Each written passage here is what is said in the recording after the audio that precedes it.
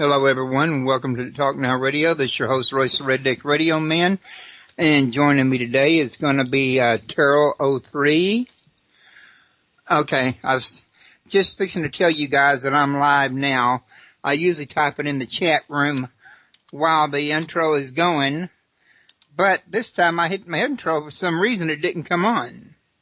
So, folks, I do apologize for that. We're getting off on a bad start, but that doesn't mean it needs to stay bad. So anyway, like I was saying, we're going to be interviewing Terrell03 today, and we're going to talk about Project Black Star, and I'm pretty sure we plan to talk about 911, and there was some talk about scriptures in there somewhere too that I didn't get a chance to go in depth into his website because I have so many other things going on, shows to archive and schedule and post and what have you, but I'm sure he'll catch me up to speed while we're going. I want to remind everybody real quick that this is listener-supported radio. If I'm going to stay on the servers and not have to have a sponsor that can tell me what I can and can't play, then any help you can give me with a donation meter, or if you're going to buy a book of one of my guests, do it through the link that's on the webpage, or if you see any Google ads that, interest you, go ahead and click them and see what they tell you about or whatever. And if you are watching my archives, do not click skip ad, because then I don't get the pay for that ad running, in other words. So, one more thing before we get the show started. The call-in number is 832-632-7904. So, Terrell, how you doing today? Doing very, very good. Thank you for having me. I'm looking forward to sharing on your show. And if you go to Terrell03.com, you'll see there's a scripture section, 9/11 section, and Project Black Star section. And I have a feeling that Royce is more interested in Project Black Star, at least to begin this interview. Well, I tell you, I've read a lot about different 911 conspiracies, and God knows I've researched the early church and ancient mythology and ancient religion for well over 20 years. So those two I got some, knowledge in. But the Project Black Star probably would be the best thing to go first with, because it's absolutely new to me. Okay, very good. Then what would you like to know about Project Black Star? Well, exactly what is it? Is the Black Star by any chance another name for Nibiru or Planet X? Yes, it is. They are synonyms, actually. Yeah, if you go to Nancy Leader or Marshall Masters, there's people like that. You read the work of Sitchin, or if you look at the Sumerian tablets. Johnny Noto? I'm not familiar with his work, but he's a big Zeta Talk fan. Well, what you have is the binary twin to our sun that has collapsed. And it was much larger than our sun. It was formed from the same solar disk, the same dust cloud in the beginning. So it's along the ecliptic plane. It is now moving. Right now, we've been tracking it. I've been tracking it since January of 2011. Actually began with the Elenin Comet investigation that turned out to be a psychological operation put on by the lettered agencies, very much like the ISON story that was used in very much the same way. James McCanney and many other people were running that disinformation or desensitizing operation. And some of my work to the Elenin orbit cycle, that's what I call it, 2011 orbit cycle. That's when we had the Fukushima event. My investigation was only 2 months old, and we predicted Fukushima. I was off by 4 days. But what's happening is the Earth is passing between the sun and another heavy mass object that has been moving through Leo. That's the same constellation out of the 88 that the Elenin Comet was discovered on December 10th, 2010. And with the disinformation that came out, the keywording in the documentation, the Russian warning that came out March 1st, 2011, then I saw patterns. The patterns from the 9/11 investigation, that ended in 2010 in December with the writing of my book, The 9/11 Truth Exposing the Cheney-Rumsfeld Black Operation. You guys can get that free at Terrell03.com in PDF form. So I just finished keywording the 9/11 Commission report, the Harlan County After Action report, FAA timelines, all the documentation relative to 9/11 in search of patterns. And then I found those same patterns in the documentation coming out for this Elenin project, and then realized that there was something going on here. So it was the disinformation program that actually caught my attention first. So I joined an astronomy group, couple of astronomy groups, and educated myself in the astronomy field, which I've been doing for the last 4 years now, and realized that there's something definitely happening here. This coincides with my Bible work in Wormwood, and the prophecies that Christ makes in Matthew 24 with the earthquakes, the volcanoes, the earth changes, the tsunamis, the things that are happening now. Then I realized when I went through the work of Nancy Leader and Lucas and Marshall Masters, wanted to know everything there was to know on the topic, that they were describing the same thing. And then with the work of Mincer Armour-Bosich, his paper came out to Cornell April 11th, 2011. I saw another series of patterns. He had written this paper previously. It's a +6 seismicity. It's a hyperresonation paper is what it is. And he has patents pending, or at least he did in 2011. And he was attributing Elenin to a seismic pattern that went back to 1965, as if it was a heavy mass object. And that Elenin passed on through our solar system and turned out to be nothing, but the seismic pattern has continued. So I'm watching the earth changes. I love watching the magnetic pole migration, the magnetic North Pole that is migrating into Siberia using a series of loops. The reason it's using a series of loops, it's basically moving 6 months in north and then 6 months south, and then retracing its steps. And we're monitoring the number of days in these loops as they're crossing one another, and they're matching the number of days in my Earth orbit cycles relative to the inbound black star. So we have movement 6 months in one direction and 6 months in the other, with the trajectory moving into Siberia. And this is telling me that the influence is something celestial, and that the reason for the moving forward and backward is because we are orbiting around the sun. And we can predict when the magnetic North Pole is going to turn around once it's moving south and move north again. That is the day that we cross the Earth, that Earth crosses the black star orbit path, actually. And that date is May the 20th, and May the 21st is the date that the magnetic pole migration turned around. The magnetic North Pole turned around and began heading back into Siberia at its most rapid pace and using its most wide track, as it has in previous history over the last 40 years. So there's the magnetic pole migration. We're looking at the Earth axis shifts. This happened with the Chile quake, 8.8 Chile quake of February 27, 2010. Whenever we follow a 188-day cycle, if you want to Google that, you can run across some of my work. Then the quake that happened after that Chile quake took place on September 4th, 2010. That took place in Christchurch. And then you add 188 days to that, you have Fukushima. You had 188 days of that, and you have the Fiji quake, the large quake down in Fiji, and that was on September 15th, 2011. So we have a regular seismic pattern, and not only that, we know when we're going to have the fewest number of earthquakes, and the fewest number specifically of the 2.5 to 4 magnitude earthquakes. They are the smaller.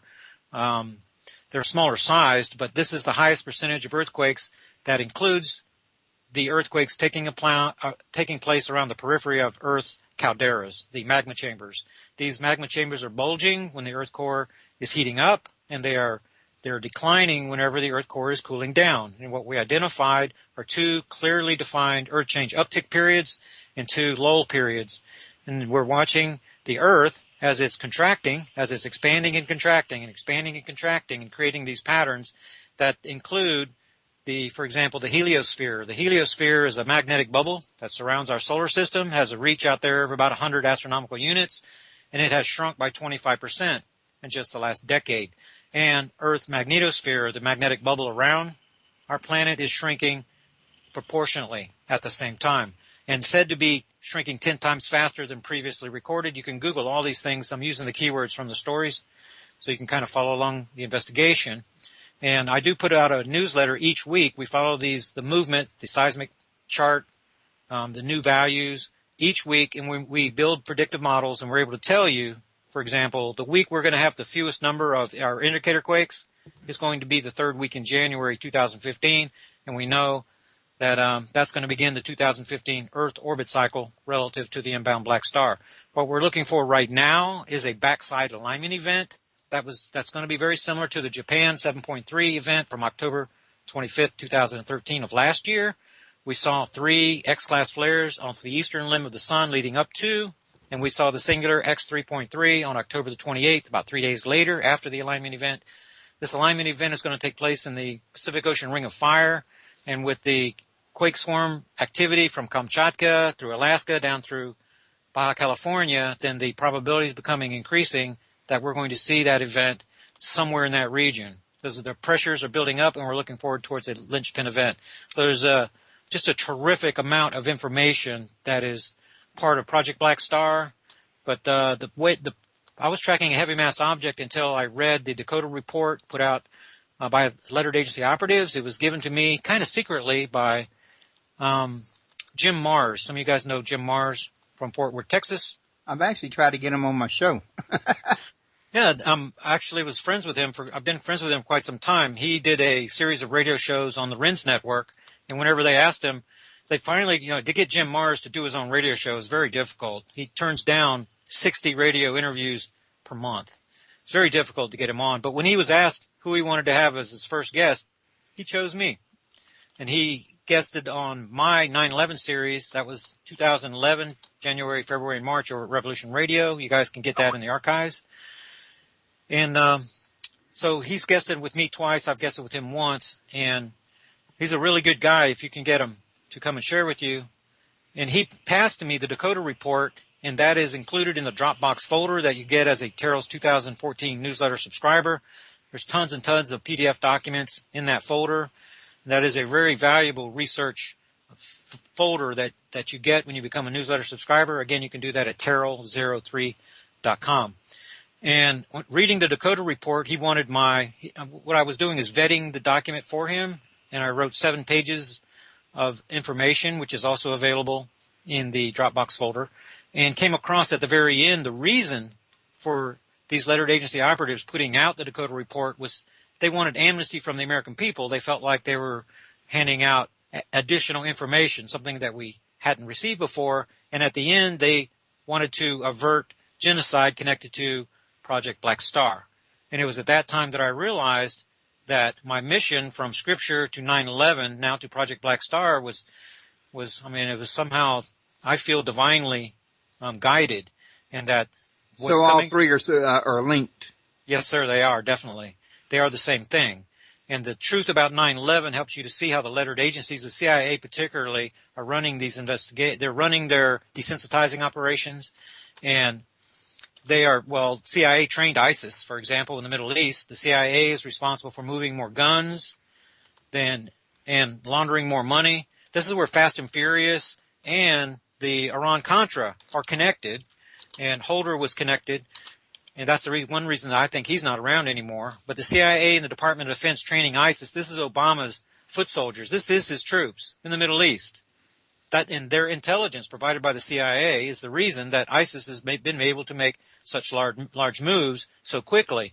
And much of the bombing that you're seeing is bombing on false positions in armament, not men. This is all cleverly disguised because ISIS, and you hear them called ISIL with the L on the end. That L is for Levant, and that is a land bridge between Egypt and Turkey, and that includes Israel because Obama's focus is on Israel. Hamas, that's another CIA operation. The Taliban, that's another CIA operation.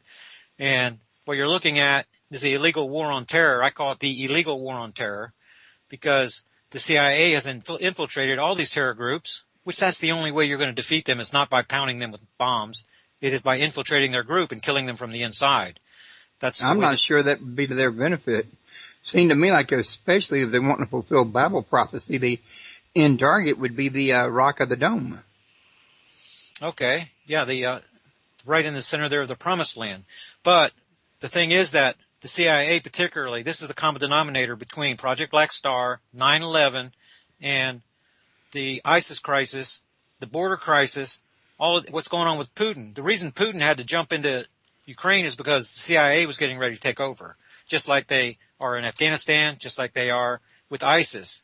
They were doing the same thing, and Putin is an intelligence guy. He knows what's happening. He's running the CIA out of Ukraine, and he's going to eventually take the Baltic states too, which is a given. The global intelligence community and the global industrial military complex, they all know, they see what's happening, and there is absolutely no intelligence vacuum anywhere in the world. The CIA, the lettered agencies, they're sitting down with Putin and their boys, and with the Chinese, they know the Black Star's coming. And they also know that the Black Star is a larger threat than they can calculate the threats. They cannot, They don't know how big the threat is when it gets here. They're going to run into the underground arc cities. But you're going to see the Ebola crisis, this contagion. You're going to see that this is going to become the new reality. Remember, whenever ISIS was not a threat, they were the junior varsity. Now they're the biggest threat on the planet. Ebola, oh, we can contain that, no problem. Now, in the United States, that's becoming a giant catastrophe. So that's the crisis being placed upon the crisis. And this is to hide the learner email crisis, where treason was committed, and where Eric Holder and members of the intelligence committees in both houses of the Congress are implicated in the learner emails. So they don't want to find the learner emails, even though they're backed up everywhere. They don't want to find them because that's a matter of national security. If you knew the truth about the gun running of the CIA, the money laundering, the slave trading, if you knew the truth about Eric Holder and the Department of Injustice up there and the murdering that we're doing every day, 140 SWAT attacks on Americans every single day, if you really knew the truth, which Fox News will never cover, then you would see that we are in a constitutional crisis and that the enemy is in the White House. So the government is, the puppet government in Washington, D.C. is hiding these things, and they are just kicking Congress is it's not that they're incompetent, it's that they are kicking the can down the road because they are also going to the underground arc cities.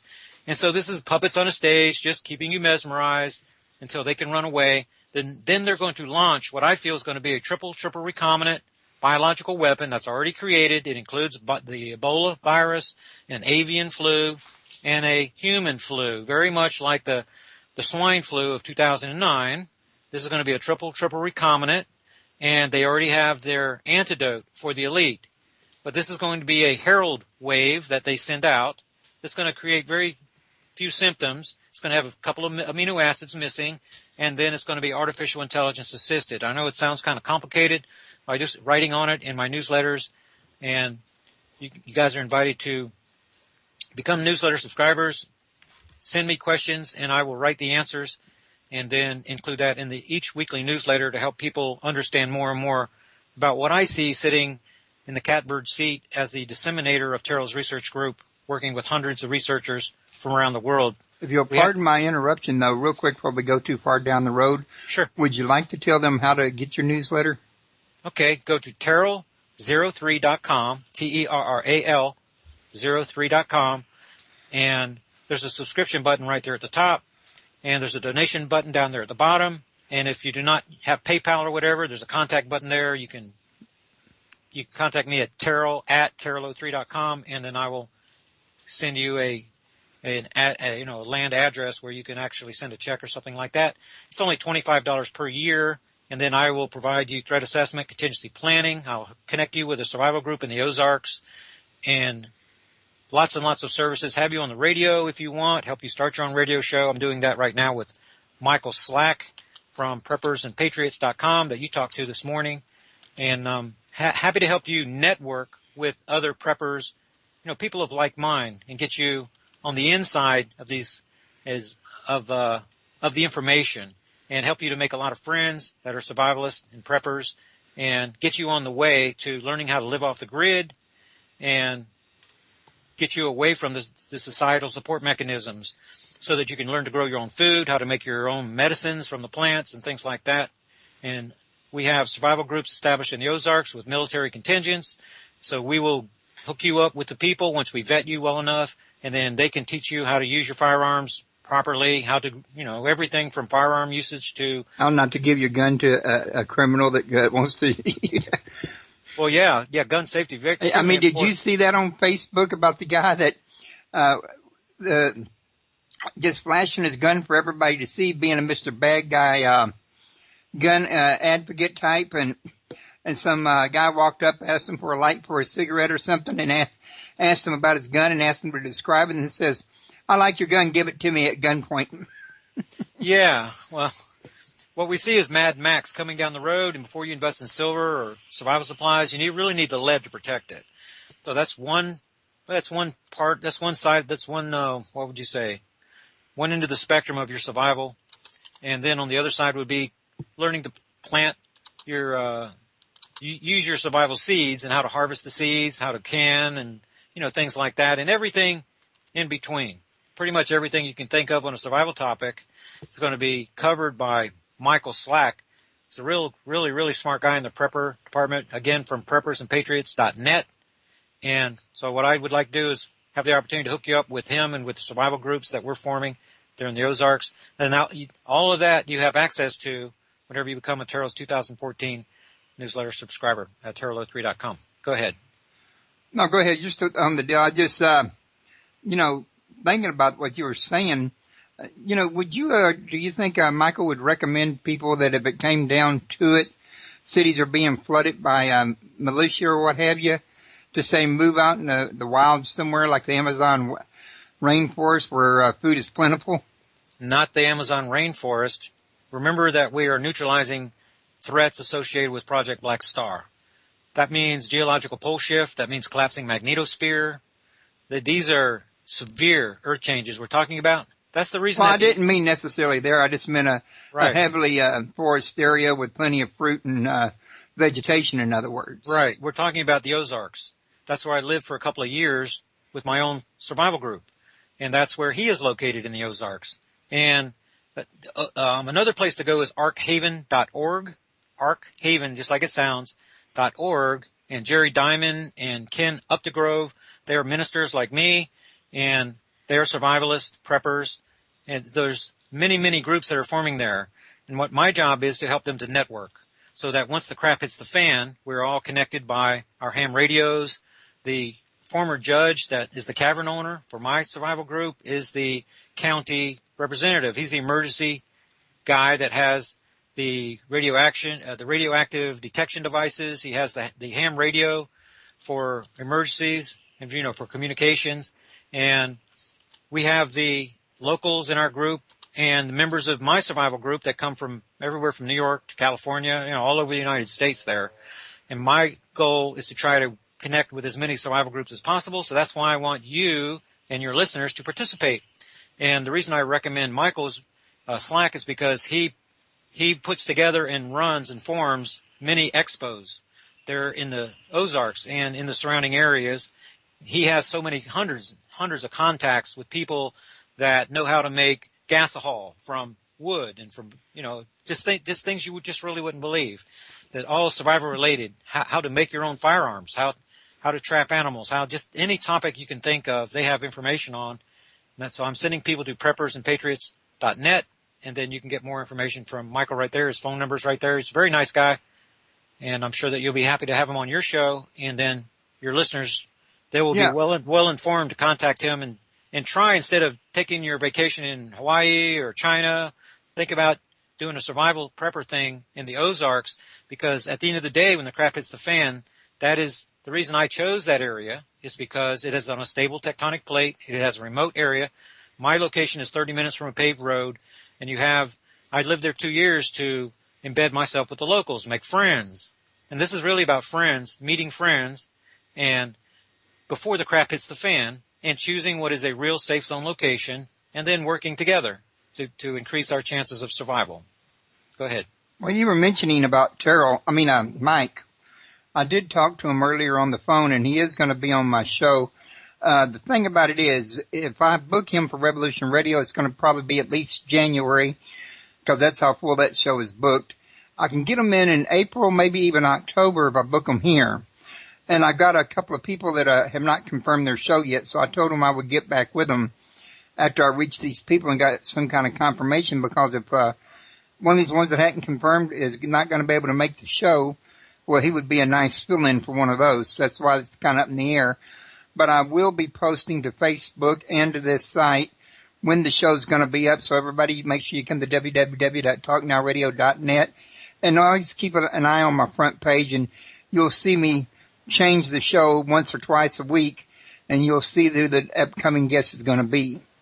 Anyway, go ahead, Daryl. Very good. Okay, so what else can I tell you about Project Black Star? That's really what we want to focus on. Well, something I would like to share with you is one of the most important events that has taken place in the last 4 years. It happened on March the 12th and 13th, 2012. And if you want to Google it, it's called the Magnetopause Reversal. Magnetopause Reversal. The Magnetopause that's the tail formation of the magnetosphere that protects our planet. It's the magnetic bubble. the bow shock faces the sun, is compressed by the solar wind, and the magnetotail or the magnetopause is what trails behind like a lady's hair blowing in the solar wind. Well, what happened on March the 12th and 13th, 2012, is that the bow shock actually turned around and faced the Virgo constellation, and the tail blew towards the sun. Not for an hour, not for 2 hours or 6 hours, but for 28 hours. Now, this is an unprecedented event, and NASA was caught trying to scrub the data from the servers. Now, why would they be doing this? And this also, if you catch the date, March 12th and 13th, 2012, this is 1 year and 1 day exactly after the Fukushima event of March 11th, 2011. And this so they don't want the public knowing the two coincided. That's right. And this is also 1 week before the Guerrero quake event of March 20th, 2012. That was multiple 8 magnitude quakes that took place in Guerrero, Mexico, and they were predicted, the Pacific Ocean Ring of Fire event. And not only that, the war game exercises began 1 hour before the event for the magnitude quake that they received at the location where the war game was happening in Guerrero, Mexico. And we saw this, and we also had the floating flotillas, the Navy maintained HARP floating flotillas around the perimeter of the epicenter, just like we had with Fukushima and just like we had with Chile 2 years prior. So there's definite evidence that the governments of the world know what's happening here. The reason that the magnetopause reversal happened, it's a little bit complicated to explain, and when it first happened, I didn't know what caused it, but now enough time has passed by.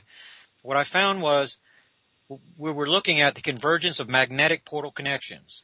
Now if you go to my website, terrell03.com, and look in the left-hand column under Project Black Star, you'll see magnetopause reversals there and magnetic portal connections. There's 2 videos there, 15 minutes each, so you can read up a little bit on the science, and then down in the description box you'll see the links to NASA and their papers that began coming out in 2008. But basically, a magnetic portal connection, like the one extending from the sun to the earth, it is like a giant umbilical cord, and it conducts high amounts of electromagnetism through a series of conduits. 2 kinds of conduits, active and passive. The passive conduits tend to line the outside of what is like a giant garden hose, if you will. But it's many, many, many conduits on the inside. Okay?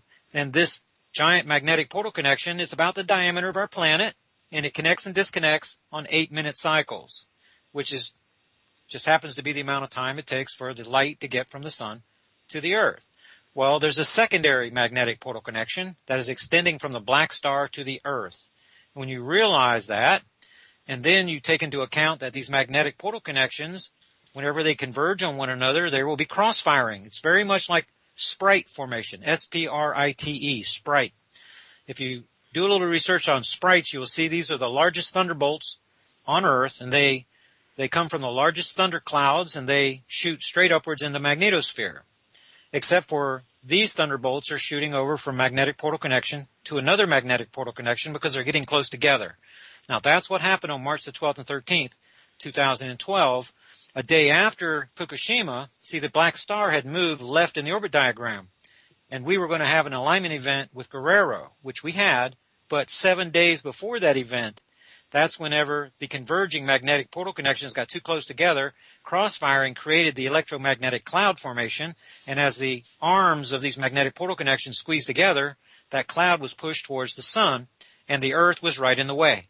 So that force, that series of forces from these converging magnetic portal connections and that portal-to-portal cross-firing created the internal solar system environmental conditions that created the optimum conditions for our magnetosphere to be turned around, because for about a 28-hour period, the saturation level of the subatomic particles flooding in from the black star and those converging magnetic portal connections overcame the solar wind. So in order for our magnetosphere to turn around for such a strong duration, there must be an influence from another star. Jupiter and Saturn and our planets are not going to ever be able to create the kind of energy required to turn our magnetosphere around for such a long duration. It is possible for Earth's magnetosphere to experience fluctuations because of gamma ray bursts, which come from other galaxies, but those are going to be of very short duration. There's only two kinds of gamma ray bursts, short duration and long duration. Short duration gamma ray bursts last for under 2 seconds. And of the long duration gamma ray bursts, the average are between 20 and 40 seconds. So you just don't have, and these come from distant galaxies, you see, so the influence is very minimal, and they come from all around us like the Oort cloud. The Oort cloud surrounds us. However, the flow of subatomic particles that turned Earth magnetosphere around was on the ecliptic plane. And another thing to realize is that our ecliptic plane is turned 60 degrees different from the galactic plane. So what we are looking at is certainly not a galactic influence. If this was the galactic influence, it came from the galactic core, for example, or from a star that is near the galactic center, then we would have seen the Earth magnetosphere, the tail, the magnetopause, point upwards at a 60-degree angle, or downwards, depending on which hemisphere that you're in on Earth. But the fact that it turned and pointed at the sun tells us that the influence is also on the same plane with our sun, Earth, Jupiter, on the ecliptic plane. Could HARP have anything to do with it? No, sir, because HARP is HARP is a lot of things, but it is also a weather modification tool, along with the Tesla technologies, the scalar square technologies. But there is no influence on Earth that can turn Earth magnetosphere around. See, that would be an internal influence. And the magnetosphere is outside of our atmosphere. Also, the shrinking heliosphere that is surrounding our solar system, 25% in 10 years, that is astronomical. And there's no Earth-based system, there's no Earth-based technology that is going to provide enough power to shrink Earth, the heliosphere. The sun produces just way too much energy, power to be able to do that. So that's going to eliminate, I mean, you can blame amplification of the Fukushima, for example, even Chile and Guerrero on HARP, because the HARP floating flotillas were there. So on the earthquake phenomenon, you can look at HARP as possibly a contributing factor. But whenever we're talking about what's going on in outer space, that's just not, there's just not enough power to turn Earth magnetosphere in any direction, not even a little bit, even if you used all the power on Earth. Just not enough energy there. Go ahead. Okay, no, go ahead. Well, I noticed we've been going here for about 32 minutes. I don't know how long each section takes, so I guess I might have to let you kind of lead me on that one, but if you still got time, was there anything more you wanted to mention? Like, well, what I was thinking along the lines of, where's all this here going to end at somewhere down the road? I mean, in the past, Nibiru made a pass through the solar system. At some point it exited, and it was over with for another 3,000 plus years. Right. Does there come a point where this here exits our system and we don't get no more damage from it? No, we're looking at a periodic, well, I mean, for a period of time. Yeah, it's 3,658 years. This thing returns, and there's no force in the solar system powerful enough to stop it. This is more like a periodic, means that it comes back in regular cycles. If it's a comet, then that can change because of the changing mass as it gets closer to the sun. Asteroids are more regular, and this object particularly is much too heavy and much too dense. To give you an example, if it's a black dwarf star, then if it's 50% larger than Earth, it's going to have about half the mass of our sun. And if it's a neutron-type star, particularly magnetar type, then this thing could be only 10 kilometers across and be twice the mass of our sun. That's what happens when you squeeze all the subatomic particles together and eliminate all the space. So the particles that make up our sun, the Earth, your physical body, they're more like, let's just say the proton is like the sun and the electron is Pluto. But you're looking at a molecule that's empty of space. But when you cram our solar system full of Plutos, it gets very heavy. You see what I mean? So that's what we're dealing with in this heavy mass object, this black star, is it is actually unpacking. It was compressed together when it imploded, went supernova, billions of years ago. And now it is shedding its outer skin. It is shedding the subatomic particles and unpacking them, because we're looking at compressed becoming decompressed. And that is, my view, is the reason that one of the symptoms of the black star coming in, Nibiru, is the reddening of the skies. Because if it's a little bit complicated, Project Black Star is just full of science that can be extremely complicated. But if we're looking at a peripheral dwarf, because that is possible that we could be looking at a peripheral dwarf, that means a secondary gravitational vortex formed on the dust cloud, on the outer edges of the dust cloud of our solar system, and that star that was created by that secondary vortex fell out of orbit and is now has a planetary relationship with our sun. That's what I thought we were dealing with originally when this investigation began. But then the historians that I work with, and Natalie particularly, she continued to make mention of this reddening of the skies that was associated with Nibiru, and I realized that this had to be iron. This had to be heavy metals. This could not be simply subatomic particles, protons, neutrons, electrons. A peripheral dwarf would only be comprised of subatomic particles. It would not have the heavier metals that a sun would have that was collapsed. And it looks more and more to me like we're dealing with a binary twin to our sun, and that makes perfect sense when you look at the historical precedent, the astrotheological precedents, with the story of Noah, for example, and the story of Moses, and Christ's descriptions of how the age ends, and the wormwood from Revelation, and the fact that the sun turns black. That's what Christ says in Revelation. And then in Matthew 24, verse 29, he quotes Joel 2, saying that the sun turns dark. And what you're looking at now with the sun cannot reach solar maximum. It's been trying for 14 years now, and we have not had a solar cycle that's gone this long in more than 100 years. So the sun is struggling. At the end of 2011, they expected solar cycle 24 to be even bigger than solar cycle 23, and suddenly our sun flatlined, and it cannot reach solar maximum because of insufficient internal pressure. The reason is because the black star is siphoning energy off through that star-to-star magnetic portal connection, and that's the reason we're seeing the weird changes that are taking place in the solar system, because we have an intruder that is coming in. It's invisible, though, because it's such high mass. Gravitational lensing creates a cloaking device if you're a Trekkie fan, and it is shedding subatomic particles, which means it's perspiring, so the temperature is just above absolute zero. Light's not escaping this thing behaves more like a black hole than it does a celestial object, so that we can't see it, but we can track it through the earth changes, and that's just happens to be what Scripture says. It says that the children of light and the sons of day will see it coming, but the people will be saying peace and safety when destruction comes upon them suddenly, like the birth pangs upon a woman with child. And these birth pangs we're seeing are the earth changes, these seismic pattern that I'm telling you about, the magnetic pole migration, the things that we can scientifically measure are telling us that there's something coming. And because I have the skills in science and in Scripture, and been following these investigations, been running these investigations for decades now, then I saw the pattern, and that's what I want to share with you guys to help you to wake up, first of all, and then point you in the direction of a real safe zone, which is the Ozarks in the United States, and people that can help you extend your survivability. Go ahead. Do you think there's any possibility that an elite that maybe has better spacefaring technology than what the public knows about will be able to escape anything going on the planet? Yes. Do a little research on the Denver airport and the underground Ark City that is there, and it's run by the House of Rothschild and the Council on Foreign Relations. The CIA moved their headquarters to Denver, so you have a team that's over in Denver, and then you have this junior varsity that is in Langley. All right?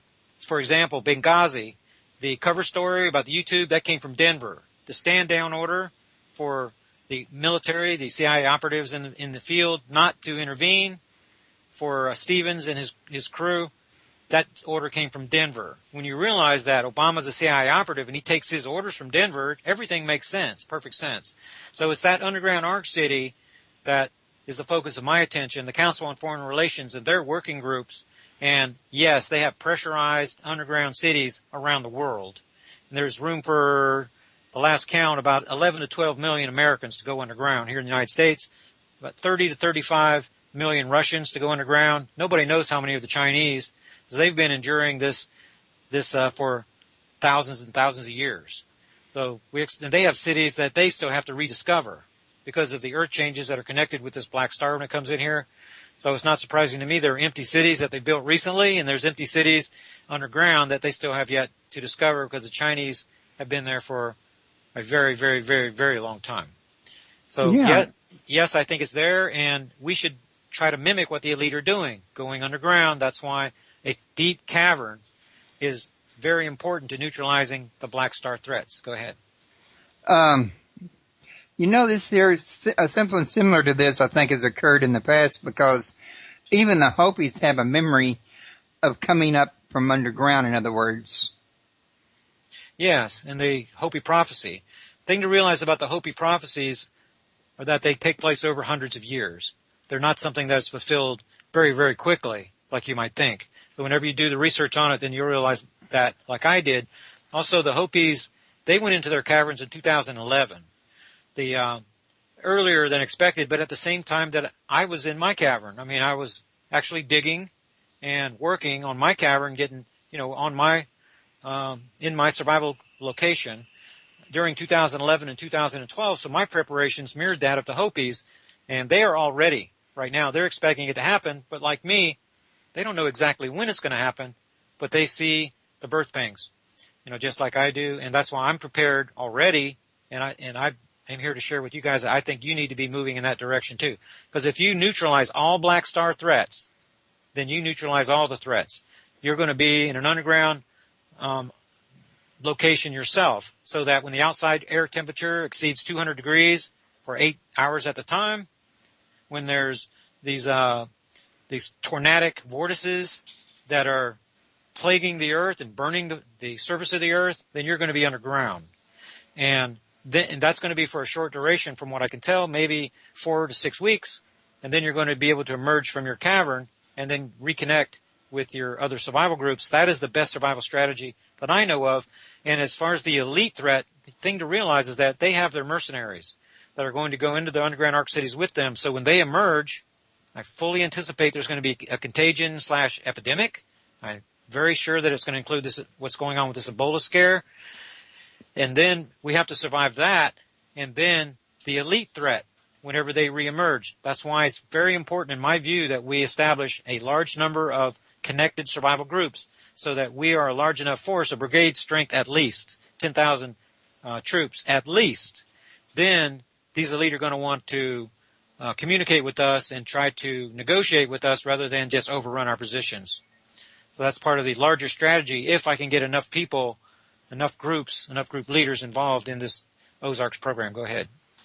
Well, I was just thinking about that. I had it on the tip of my tongue just a minute ago. What was I going to say? You know what? My brain just farted. Okay. Go ahead. Maybe it'll come back to me in a minute. Yeah, it'll come back to you. So, the Magnetopause reversal, extremely important, and understanding the science of how something like that could happen through the magnetic portal connections, that information, that's very important too. That's why those 15-minute videos are at terralo3.com. Then the earth changes that we're monitoring. And this is like a series of models that are running, and they're giving directionality to the influence that is celestial. It's out there in space. And that directionality is pointing towards it was the Leo constellation in 2008, 2009, 2010, 2011 with Fukushima. And then when you stop the orbit diagram and you have the sun in the middle and the earth in position on March the 11th, you'll see that we're beginning to leave Leo and we're getting in the space in between Leo and Virgo. And for the last couple of years, then we've been having these events whenever the earth is between the sun and Virgo constellation, and that is moving left in the orbit diagram, which means that this object is moving prograde, and prograde, that just means that it's moving in the same direction as the Earth, Mars, and Jupiter, and the rest of the planets that were formed with the solar disk. So looking at all the evidence of the magnetopause reversal, the way that this object is moving left in the orbit diagram, it tells me, and it's moving quickly. See, if this thing was a star that was very, very far away, you see, as the Earth came around in orbit, we would have events that were on a 182.5-day cycle. When we're on near side of the sun relative to that object, and on the back side of the sun, that's where you get the gravitational effect. But since we had a 188-day cycle, that means that this object is moving left in the orbit diagram 5.5 degrees for every 188 days. And celestially, that is a lot. That is almost the speed of Saturn. Saturn gives us a 189-day cycle. It's just that whenever the Chile event happened in 2010, then we came into alignment with Saturn 23 days later. Whenever Fukushima happened, we came in alignment with Saturn 24 days later. And then with Guerrero, 26 days later. So the Saturn was actually moving ahead of the black star that was on the 188-day cycle. Having a 189-day cycle, that was what I would expect. So there's disinformation out there, I think put out by the lettered agencies too, that Saturn is responsible for this seismic cycle, when in reality, Saturn is not.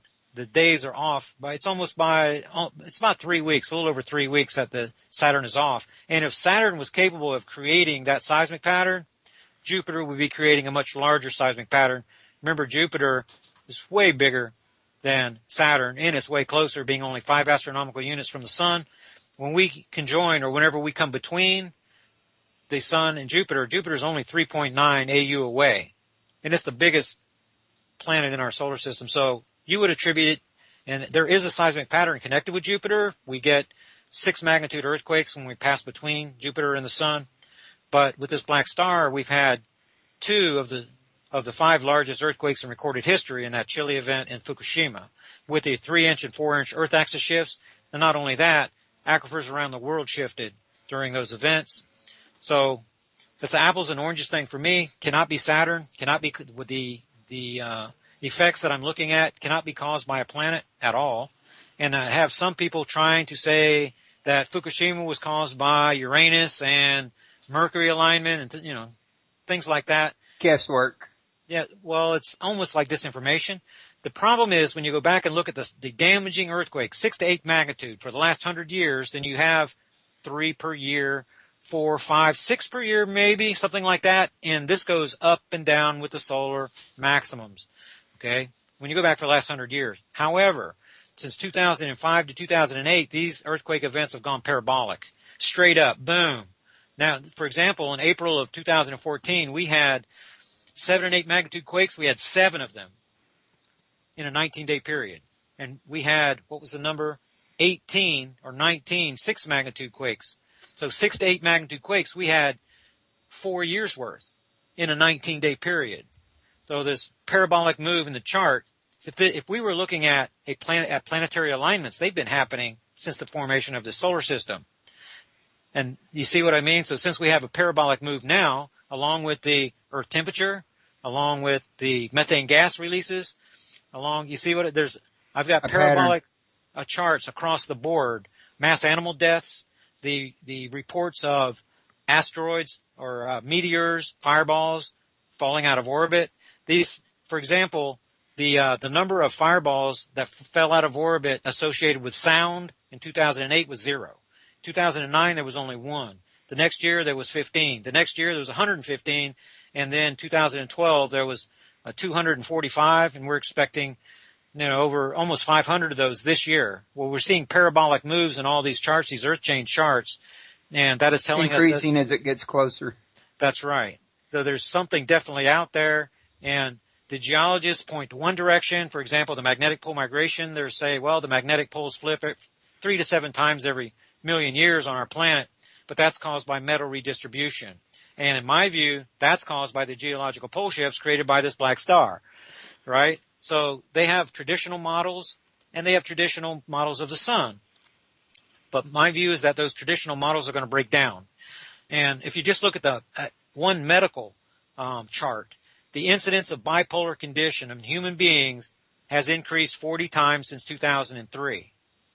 And what you're looking at, and part of that is going to be because the diagnosis is better and because of pharmaceuticals they want to sell you. I agree with that. But since we have 2 stars in our solar system competing for magnetic polarity control of our planet, and human beings are microcosms of our planet, people are becoming more bipolar in general. So people with the propensity, the genetic propensity, they are becoming more bipolar severely, and those that do not even have the propensity are becoming bipolar also, which is leading to a lot of edginess, high highs, low lows, and some of the frustration. Road rage.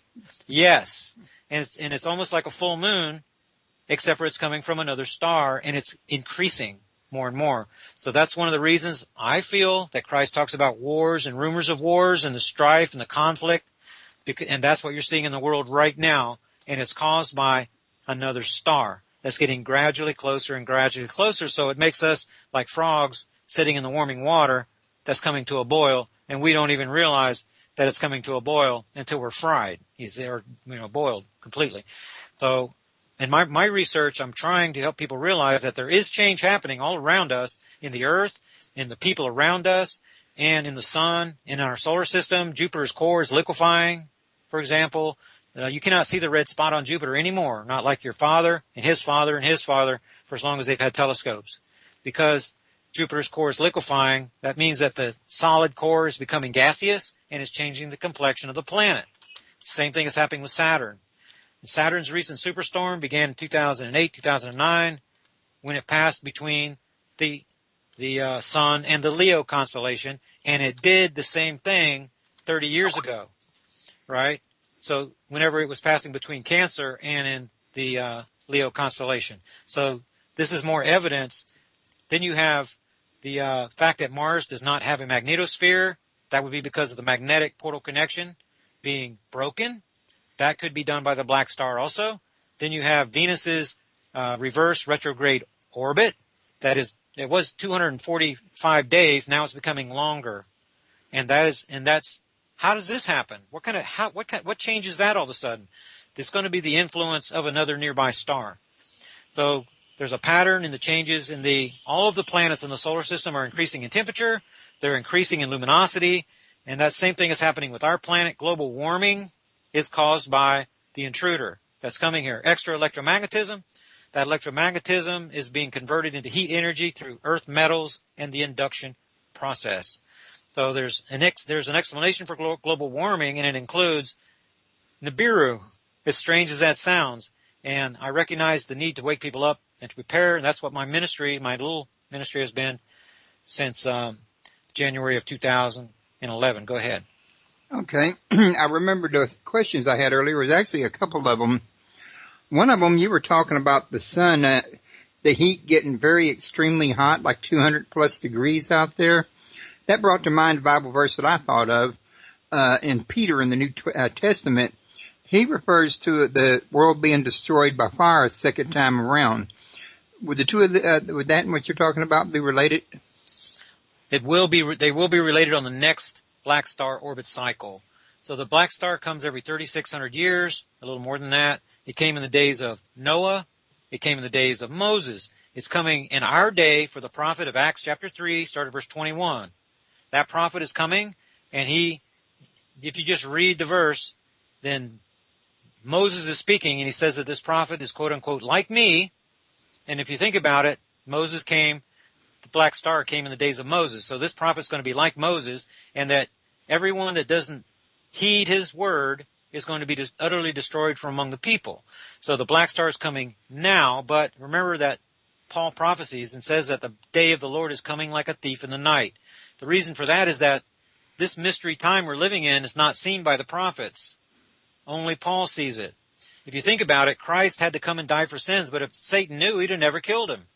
So the kingdom was prophesied. He came to preach the kingdom, and then Satan killed the king, almost like a briar rabbit being thrown in the briar patch kind of thing. God tricked Satan, and then he revealed these things, and Paul uses the word mystery 20 times in the combined books with the names of Peter, James, and John, and Luke, and Hebrews. Do not use the term mystery even one time, because Paul is the one that's describing this mystery, and it's how the day of the Lord begins. It begins with our rapture, and then the sudden destruction that comes upon them, like the birth pangs coming upon the woman with child. So what we're looking at from the science perspective is going to be a spring crossing event. Remember that Nibiru means the planet of crossing. And whenever you talk about a crossing in planetary terms, you're talking about an object that is crossing Earth orbit path. And then you have to realize that the Earth can be right there in the wrong place at the wrong time, or it can be on the opposite side of the solar system, 2 astronomical units away, 180 million miles away. You see what I mean? So if this thing creates a giant horseshoe coming in the spring, Earth position on May the 20th. On May the 20th, the Earth moves 1.6 million miles and it crosses the Black Star orbit path. Then again, in November, it's going to want to do the same thing on a fall crossing event. In between, you have what's called a perihelion event where this thing is nearest the sun. Okay, so here's the deal. We are about to witness a spring crossing event where there are no warning signs other than the birth pangs that I'm telling you about. That means the Earth is going to be moving along at 66,000 miles per hour, come in direct proximity to the black star, and experience a geological pole shift where the Earth actually tips over because of Earth metals and the magnetic effect of the magnetic polarity strength of the inbound black star. That's going to happen, and there's going to be no warning. Now, if the Earth is around on the other side of the solar system, then you would experience, whenever the black star comes in out on that horseshoe, my view is that we're going to have, at the end of the age, a fall crossing event. That means that the black star will cross Earth orbit path in the spring, but the Earth won't be there. It's going to be around in summer orbit. Then by the time the black star gets near the sun at perihelion, that means it's going maximum velocity nearest the sun is going to turn black. That's the reason that the sun cannot reach solar maximum, because this black star is siphoning the energy off of the sun through that star-to-star magnetic portal connection. Then the black star is going to race towards Earth orbit path again. The Earth is going to be right in the way, and that's when the wormwood event takes place. And if you read Zechariah, go to chapter 4, just start at the top there, you're going to see by the time you get to the end of the chapter, the Earth is going to be split in two. Even by verse 3 and 4, you'll see that Mount of Olives is split so that the northern part moves one way and the southern part goes another way, and that's where the fault line runs through, like the San Andreas Fault. So you're going to see the Earth actually split in two by the black star, and that's what Scripture says, that there's nowhere for them to escape. They're going to run to the mountains, but there's nowhere to escape. The same is not true for us. We do escape because the rapture takes place. That's 1 Thessalonians 4, start at verse 13. And then we comfort each other with these words, because we are going to be in the spring event. Those living at the end of the age are going to have a fall event when the black star comes in about 3,600 years from now. And we are going to see those events take place from heaven. The devil's people are right now in the heavenly places looking down on us. At the end of the age, we are going to be in the heavenly places looking down on them. They are going to incarnate on the earth as men, and the black star is going to come along, and they're going to have nowhere to hide. So that's, yes, it's going to happen again. Yes, Revelation is going to be fulfilled. The sun is going to turn black and dark. The moon's not going to give forth its light. But that doesn't happen this time. This is the black star orbit cycle previous to those prophecies becoming fulfilled. We're living in the mystery time. So in reality, if you're a Christian and you love God, just keep loving God. You don't need to join a survival group. You're going to be raptured just like me. So I'm preparing physically and helping those physically to prepare, and also with my Bible ministry, helping people to prepare spiritually. And you can get more information on that right there at terrell03.com. Go ahead. Okay, now another thing I was going to ask you about, and let me open this back up, was when you were talking about people building like bomb shelters or whatever you want to call them, where they could go underground, would somebody that wasn't able to build one of these places, would they be able to, say, escape by moving into a cave? Okay, first of all, digging a hole in your backyard is not going to neutralize black star threats. That's very important to realize. The problem is going to be outside sustained temperatures are going to be between 200 and 250 degrees for 8 to 10 hours.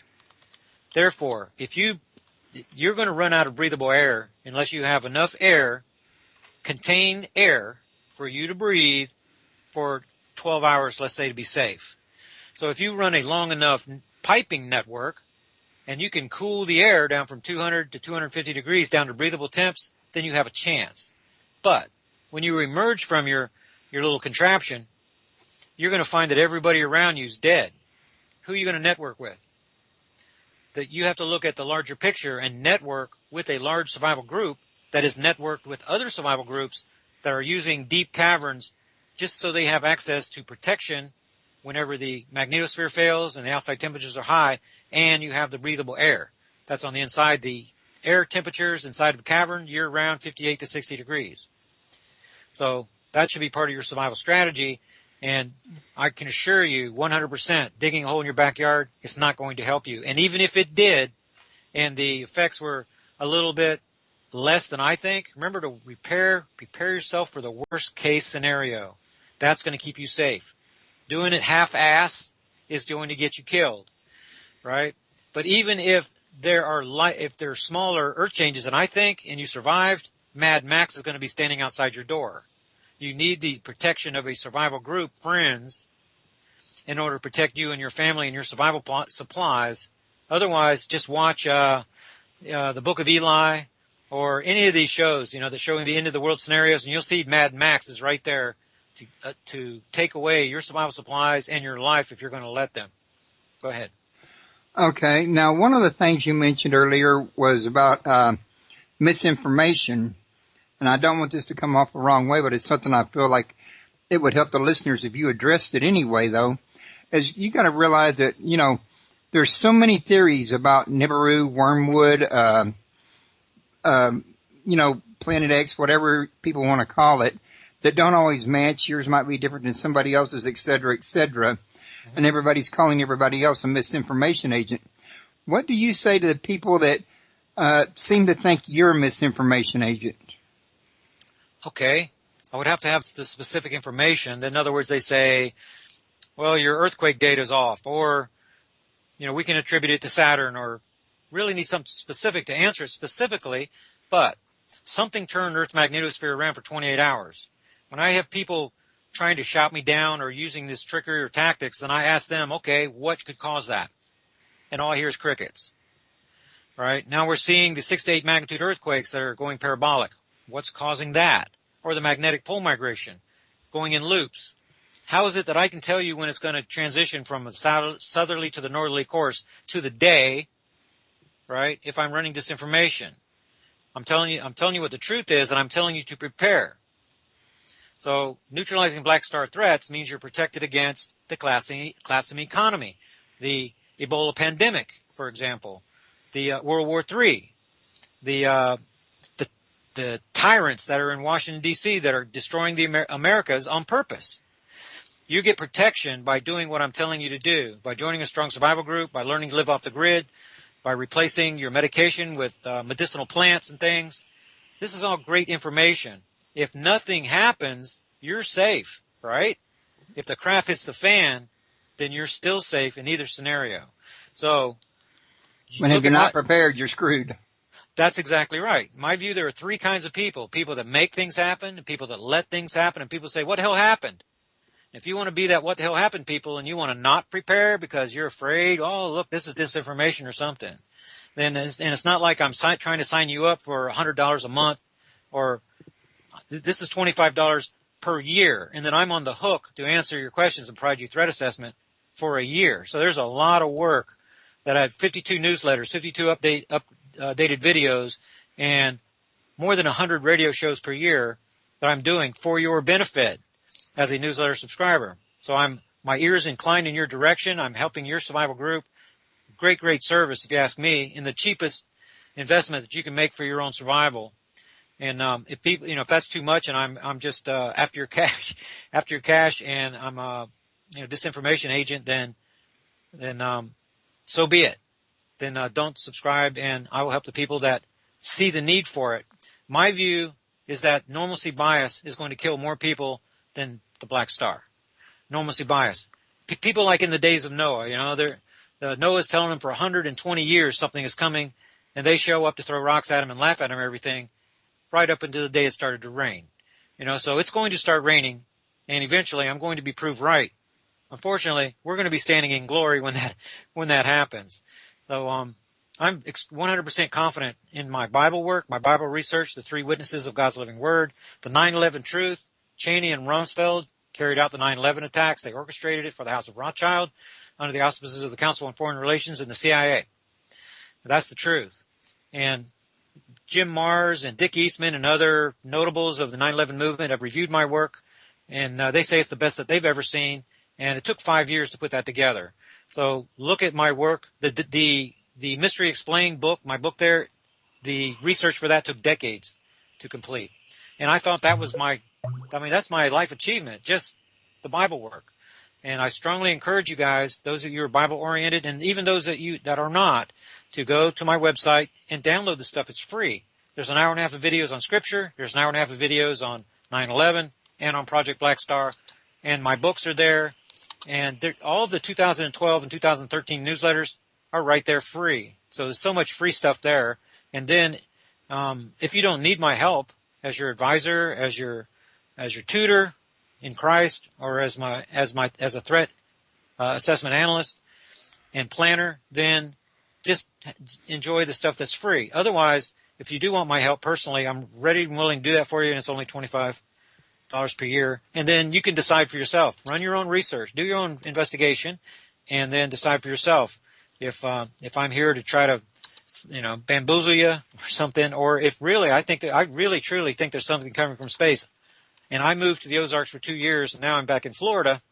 So I kind of have a good hand on where the black star is and how close it is to our orbit path. And so I'll be ready to go join with my survival group when the time comes, and I want to try to help you guys to be ready in the same way. So judge us by our fruits and then act accordingly. Okay. Good answer. All right. Now, I also wanted to ask you about Nibiru. This is probably one you don't get very often. What do you think the odds are that there's still intelligent life forms similar to us on the planet itself after everything that it's been through during all these passes? Okay, that's a very good question. And this is going to be commentary on the sixth-day people of Genesis chapter 1, started verse 26. See, you've got people there that came from the waters of Genesis 1:20. That's like they're cousins of the Chinese. And then you realize the Chinese are Rh positive exclusive. The American Indians, Rh positive. We're talking about blood types here. Right. They are Rh positive exclusive. Many of the peoples of this planet are Rh positive exclusive, right? And they are beardless peoples too. Now, I'm a Seventh-day person from Adam and Eve. Seventh-day Adventist? No. Seventh-day person. This excludes the American Indians, although I'm part American Indian. The Chinese, Aborigine peoples, basically the beardless races that are Rh positive exclusive. They're the sixth-day people. They've been here for hundreds of thousands and even millions of years. We, the seventh-day people, we have only been here for 6,000 to 7,000 years. We have negative blood, a percentage of us, and we are all bearded. And this includes the races of Cain and Abel on both sides of the equation. We are gods from the infinite realm. You can read about that in my book, The Mystery Explained. And we are connected to heaven of Genesis 1:1 through umbilicals. And that's a whole other deep topic. My research into the Eastern religions and into the Hindu religions and out-of-the-body experiences and chakras and auras and power centers, that was all before I read the Bible the first time. So these six-day people, they have their own science and their own technologies inwardly and outwardly, and they are cousins of the races that are the sons from space. So if you're Bible-oriented, you read 2 Kings chapter 1 or 2, verse 10, then you're going to read about Elijah being taken up in his chariot of fire. Well, these aliens were operating the chariot of fire, and you also see that they took him to heaven. Right? Well, the sixth-day people are connected to heaven of Genesis 1:8. We, seventh-day people, are connected to heaven of Genesis 1:1 that David and Solomon know all about, and it's addressed in 2 Kings chapter 8, verse 26 and 27. The highest heaven and the highest heaven that cannot contain God, because God's infinite, and the heaven in between us is almost infinite, and then this universe is finite. We're talking about three realms that are spirit, blood, and water, just like you have a spirit, soul, and body. And again, I cover all of that in The Mystery Explained. Okay, so yes, there are beings that are coming with Nibiru. These are God's custodians.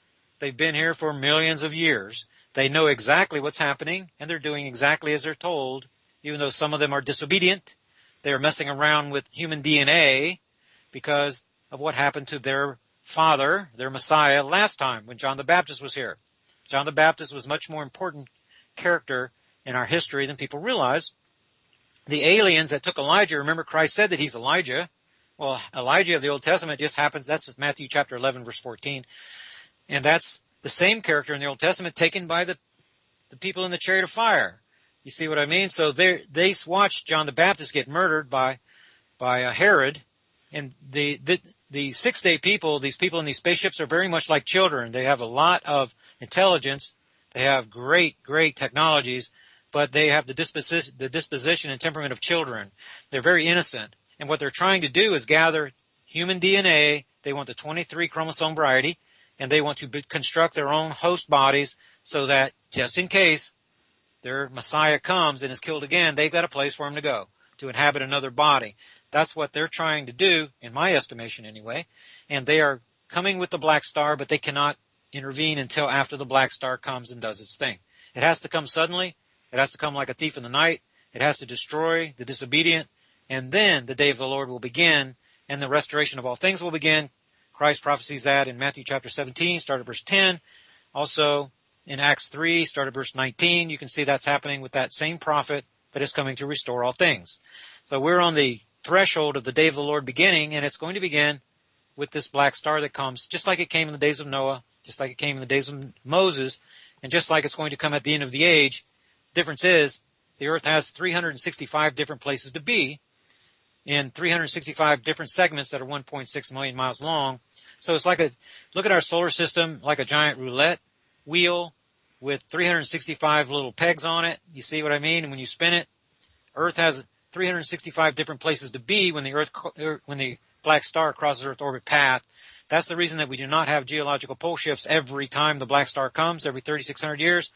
But if my interpretation of Scripture are correct, and if my interpretation of the science, these changes are correct, then we're going to be looking at a spring crossing event with Nibiru, Planet X, Black Star, whatever you want, Hercolobus, there's a lot of names, Destroyer, there's a lot of names for it. We're going to be looking at a springtime crossing event, a geological pole shift. The faithful will be raptured before that, and then for 3,600 years later, then the black star comes, and that's the end of the age. That's whenever we have if not a direct collision, a very near miss, and Earth interacts directly with another star that's right next door to us. And that's what Revelations talks about, and that's what's coming with the end of the age. Remember that the earth, the heavens and the earth just pass away. And you mentioned 2 Peter, you're talking about verses 10 through 12 there, with the world being destroyed by fire. It was destroyed by water previously, and it will be destroyed by fire at the end before it's remade in Revelation 21:1, the new heaven and the new earth. So that's kind of how I see the black star timeline, where we are, and the four comings of the black star with Noah, Moses, the prophet of Acts 3, and then at the end of the age. And we are in between the coming of Moses and that prophet. The prophet's, I believe, in the world right now, and when the black star gets here, he and his alien friends, his sons actually, are going to begin the restoration of all things. So this is the answer to what happens with the global nuclear power plants, for example, when they all start melting down. The aliens are going to take care of it. They're God's custodians. So they're going to, this is God's reset button. He's about to hit it. He's going to reset the stage using his custodians. Elijah's going to restore all things and all the things that are in prophecy. Go ahead. Okay, now, where in the Bible are the scriptures that shows God's going to, it shows he's going to do it, but he's going to talking about after it's been totally burned and destroyed, and it's going to be a new Jerusalem. Is that the time frame you're referring to? You're talking about Revelation chapter, the transition between Revelation 20 at the end with the judgment, and then Revelation 21, we have the new heaven and the new earth. And Peter makes reference to that in the destruction of the old earth in 2 Peter chapter 3. And starting in verse 5 there, he talks about how that the heavens existed long ago, and the earth was formed out of water and by water, and then you see the destruction, and then the destruction by fire. So it's really the descriptions of the same thing. Remember that only 2 Peter and Revelation talk about, quote-unquote, the 1,000 years, which is actually, in my view, it's a saying, it's a Greek saying for as long as it takes, and that is going to be representative of a 3,658-year cycle of the black star, the binary twin to our sun. And that, for me, is the key that makes everything make sense. It explains Nibiru, it explains the Sumerian text, it explains Scripture, it explains the geopolitical environment in the world right now, and the underground ark cities. It explains everything that I'm looking at across the board. Go ahead. Yeah, I was listening to what you was just saying a minute ago, and there was something you just mentioned that triggered me for a minute, and I lost it again, like I did earlier. But it had to do with oh wait, I just remembered something else. Also, you mentioned the Chinese being exclusively O negative blood. No, they're a positive blood. Oh, positive. I'm sorry. No, they're just Rh positive. The I thought I heard you say O type. No, nothing to do with O. It's just Rh positive, so they have the Rh factor in their blood. Everybody does. They have less than 1%. They're approaching 1% because of the invasion of the Seventh-day people that's intermingling with their blood. The very same thing is happening with the American Indians. 99%, more than 99% are Rh positive, exclusive. The O blood is the universal blood type. That can be positive or negative. Over half the people on our planet are are A or O positive, for example. That's 6-day and 7th-day people. Yeah, I was about to say, I know that O negative is a very extremely rare type. 7%. That's my blood type. It's actually important for you to know when you join a survival group. So out of every 100 people, only 7 are going to be O negative. Those are going to be your universal donors. But an O negative person can only be saved by another O negative person. And if you are AB positive, for example, you're going to be a universal recipient. So knowing that means you can use the blood of anybody in the whole group. So be sure to know your blood type when you join your group, and be 100% sure about it, because it can mean saving your life or the life of one of your survival buddies. Go ahead. Well, do you think perhaps one of the blood types we got in the world today is the same blood type that came from the Anunnaki? I see the direction that you're going there. And my view is that the Anunnaki are all Rh positive. That they are cousins of the 6-day people. They've been around for a very, very, very, very long time. And that the Rh classification, characterization, that comes from the Rhesus monkey gene. And I actually don't believe for a second that's a Rhesus monkey trait. I think it is a trait that you're describing that comes from the Anunnaki, that has been playing with human genetics for millions and millions and millions of years.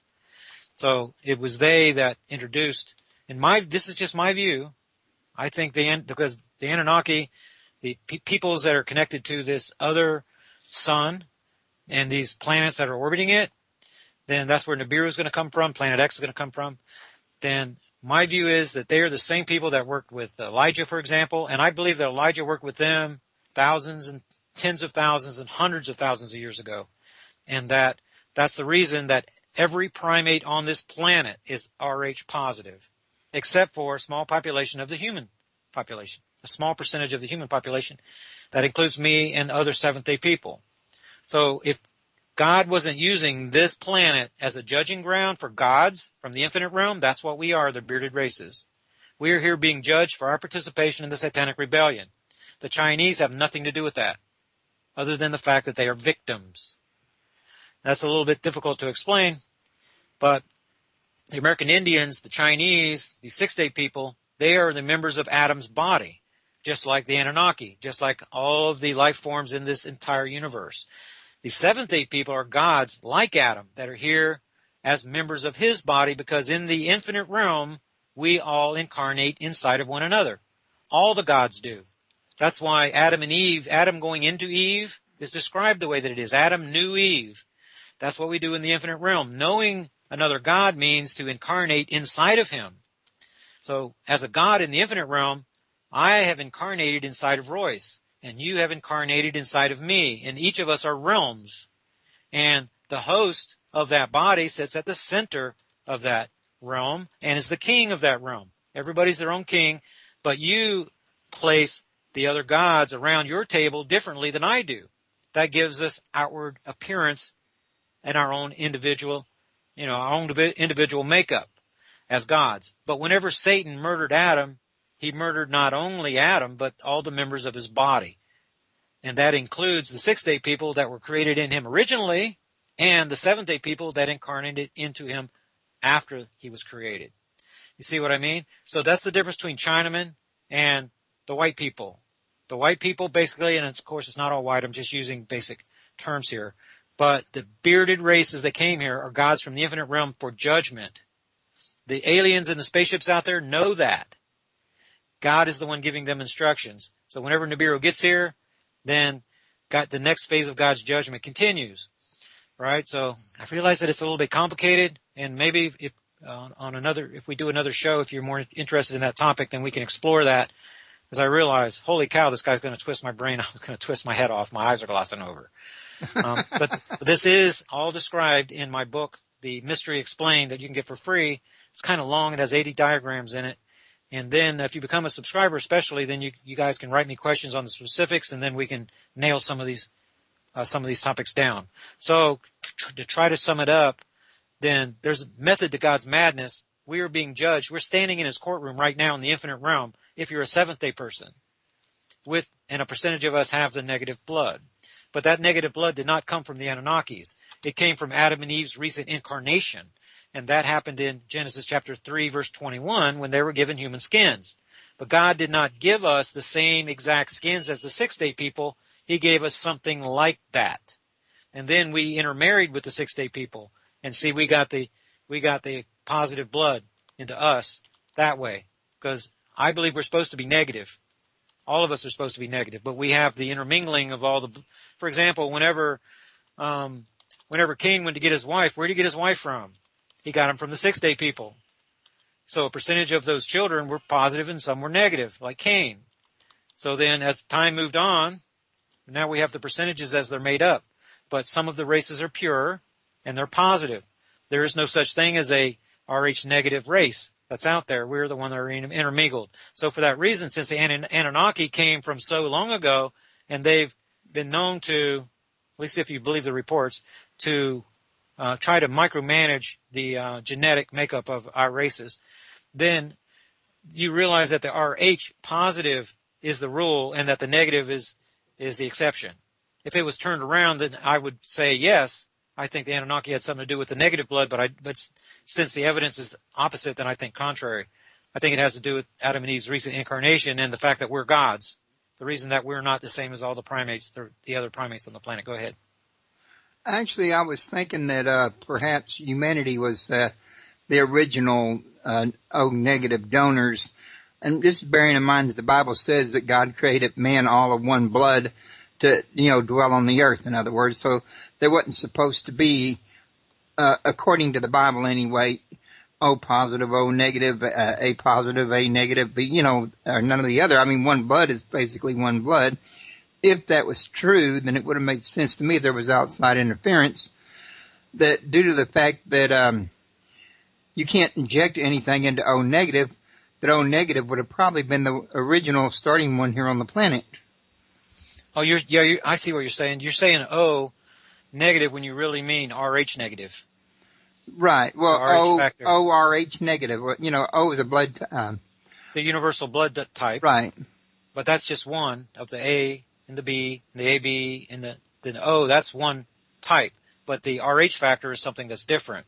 The RH factor spans the whole spectrum. So you have A negative and A positive, and you have B. Then that changed my questions because I had a poor understanding of how that worked. Oh no, yeah, you're fine. But that's why I was referring back to your other question. Whenever there was some confusion about RH negative and O. So so I can kind of see the difference there. But the evidence says the Chinese, the Aborigine peoples are ancient. They've been here you go into the caves of the Aborigine people, and you can see they've been here for tens of thousands of years. They pre-exist Adam's incarnation. So since the RH positive, and that's traced, that's the reason it's called RH, is because of the Risi monkey, way back in time, that is going to be the rule, not the exception.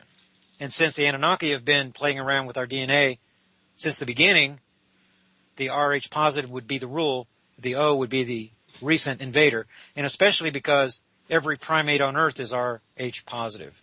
So there's no... I read an article online recently that they said that most of your animals and your vegetation was transplanted from Nibiru to planet Earth. Yeah, and you can I don't know if that's true or not. I'm just saying I read that. you have to take that information and put it in a folder, and that can be information or disinformation, misinformation, misleading, desensitizing information. Like you were talking about my data.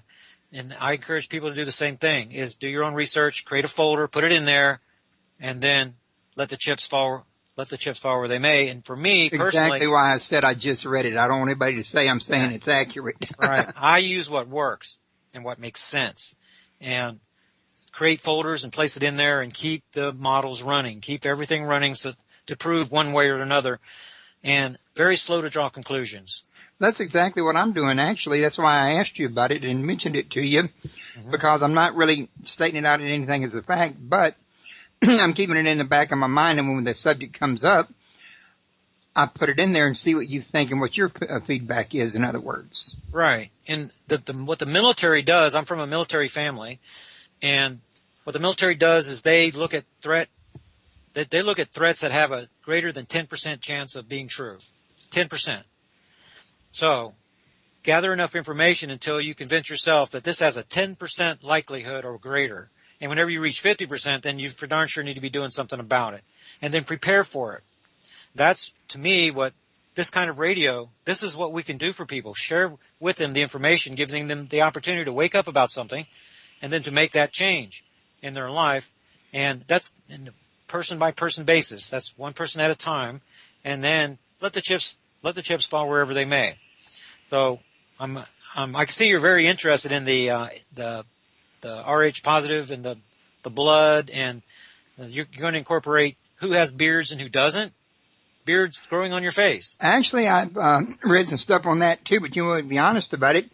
There's many different opinions on it. One of the more recent I think I run across, and bear in mind this is only somebody's opinion that I read, is that the curse of Cain was to be beardless, and they said that the Native Americans here were the actual, people of Cain that came over and founded it, and this land over here was known as Nod at the time, in other words. Yeah, You probably found that online somewhere yourself. There's so much different kind of commentary, but that's going to turn out to be false. Nod is the place of wanderings. It's a place that's outside and to the east of the earth portion of the promised land. So the earth portion is a water witness, like your physical body. The heavenly portion that Adam and Eve were thrown down from is like your soul. That's the heaven part. Everything that took place before Genesis chapter 3, verse 21, took place in heaven. That's why there was no procreation until after they were in skins. The skin part is where the first incarnation of Seventh-day people took place. Everybody else on the planet was RH positive at that time. It's through Adam and Eve and their new flesh, their new skin, that the negative blood came from. And so now these races that we're talking about, the sons of Gomer, for example, the Gomer went to Britain. That's where the British people came from. Then you have, if you go back to Ham, if you look at the curses, the blessings and the curses of the three sons of Noah, then the first was to own the houses, Shem, Japheth, and Ham. Then he was to, and Japheth is to enlarge and own the houses, and then Ham is to serve them both, although that was passed down to Cush, and then Nimrod. And, well, anyway, the point is that certain people are, like the Jews are put in one position, and then the Gentiles that enlarge and expand, they're put in the second position. You're looking at three witnesses of spirit, blood, and water. Again, I explain that in my book. And all of these are bearded races. They're all bearded races right there. And they are intermingling then with the beardless races. Because before Adam and Eve incarnated into these human skins, everybody on the planet was beardless. And they were all RH positive. With a few exceptions. There's always exceptions to the rule. Okay? But that's what my research has led me to believe is going on with that. So I'm going to continue attributing the negative blood to the Seventh-day people. And these are the gods from the infinite realm. Again, but I don't know anyone else that has that same perspective that I have. And what are you attributing A and B type to? That is common amongst all the peoples. The A's, the B's, the O's. You're going to see that fits inside of all the different people. Well, all I'm talking about here is the positive and the negative, the RH factor. And I'm really not taking it any further than that. This really seems complicated enough. Okay. for people without trying to break things down even more than that. I really don't know if it's going to be helpful, although it may be. That this is usually about as far as I can get in the commentary before I can just feel the eyes. It's like talking about magnetic portal connections for more than 5 minutes. The eyes are just going to start glossing over. But if you want to send me something, an article or something like that, I'm happy to look it over, and then I can include that in the weekly newsletter. Well, I think this kind of stuff that I'm asking about could help us maybe get a clearer picture if we could get more definite answers than what I'm seeing online so far. If that makes any kind of sense to you. Well, I know that A and O, positive, those two groups, just those two A and O, and positive represents more than half the people on the planet. So now that I know. Yeah, but we should assume that is, if we go back, the further back we go in time, that percentage is actually going to be higher until perhaps the original groups only had those blood types until mutations took place. So whenever our DNA is being wired together, our chromosomes, 23 from each parent, mistakes are made, right? It's like these viruses, like the Ebola virus. It can replicate and it can make a mistake and mutate into something super strain. It can happen. But I got a feeling that these different blood types are going to come from the A and the O that began everything off, and positive only amongst the 6-day people. And then it's going to grow from that as the different changes take place as we continue to evolve, because that's whether you believe in evolution or not. Evolution, all it means is changing with our changing environment. That's what it means. So the debate about whether evolution or creation is true is going to be ongoing forever because both are true. 6-day people have been evolving, and they evolved from the waters of Genesis 1:20 from the beginning. The Chinese people, the Aborigine people, these are evolved races, like the Anunnaki, like the people out in space. But the 7th-day people, the gods from the infinite realm, they're created. And so that's the reason that we have evidence to support both sides of the equation. And that's what I believe is true. Evolution and creation are true. And that's what separates 6-day people from 7th-day people. That explains why some are beardless, some are Rh positive, exclusive, and why the 7th-day people are not. You see what I mean? So it's a perfect answer for me, and I really truly believe that's the answer. And I'm for what works. It provides me the answer. And once I feel like I have the answer, I can move on to that next challenge. Okay. Now, was there anything you wanted to cover about 911 before it was too late? Because I show we got, looks like about 28 minutes left to go. I don't want you to run out of time. Okay. The important thing, to give you a brief overview of 9/11, then clearly it was carried out, well, it was instigated by the House of Rothschild, the same people that own the Federal Reserve, for example. And if you go over to the Middle East, then you're going to find that Afghanistan did not have a Rothschild-owned central bank. The Saddam Hussein, Iraq did not have a Rothschild-owned central bank. That's why he had to go. He was going to ruin the petrodollar. He was going to ruin the agreement with the 1970s agreement that so that their oil wealth would be denominated, the Kissinger agreement. He was going, and like Gaddafi, he was bringing out a gold-based currency. That's the reason he had to go down in Libya. So we're looking at the fall of these states so that the rebels can be used to create Rothschild-owned central banks like the Federal Reserve that we have here. That's what's going on in Syria right now, and that's what's going to go on in Iran once the right group of rebels are chosen and they can finally, the House of Rothschild is trying to get Turkey to get in there and solve their problem in Syria so badly. And then you're going to see attention go to Iran. But the reason I'm talking about that is because 9/11 is directly connected to the war on terror. That's about the installation of those central banks. And it's the banksters that carried out the 9/11 attacks using the Donald Rumsfeld and Dick Cheney. They were doing Global Guardian war game exercises. The continuity of government exercises since the days of Gerald Ford. So they disappear for up to a week every year doing these exercises, and the continuity of government plan was instituted by Clark during the 9/11 attacks. That's very important. Then that's how we got the Patriot Act. That's how, and what we're doing is chasing our own tail because the CIA is Al-Qaeda. The CIA is the Taliban. The CIA is who attacked the Pentagon, the military. The reason that the CIA annex was attacked during Benghazi attacks on 9/11/2012 is because the CIA ran the black-on-black operation. The gun running of ISIS. ISIS was being trained in Jordan since 2012.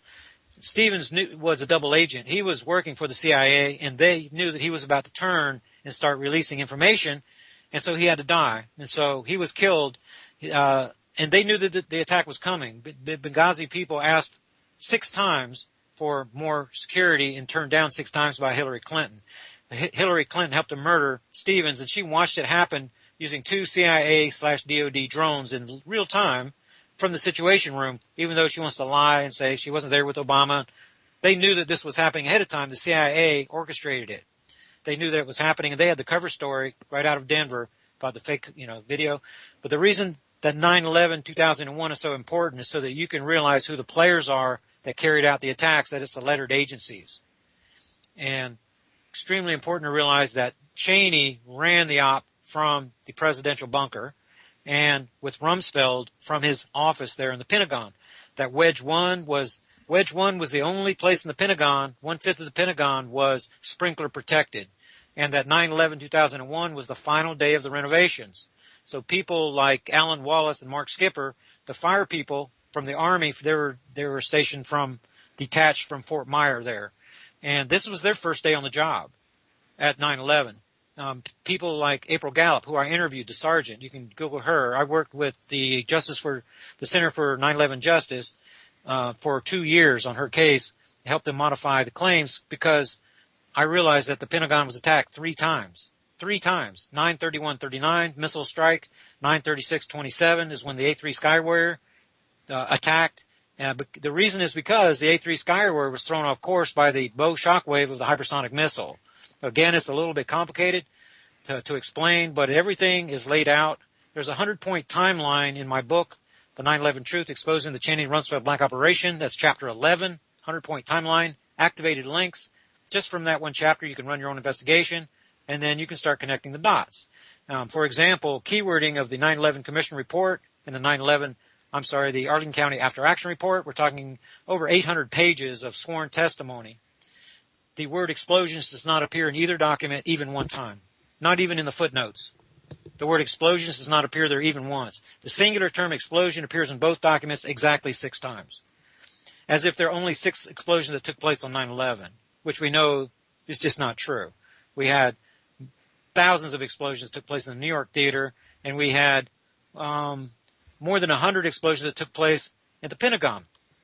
And what I've taken the time to get the news footage, live news footage, and figure out the explosion times, make a timeline.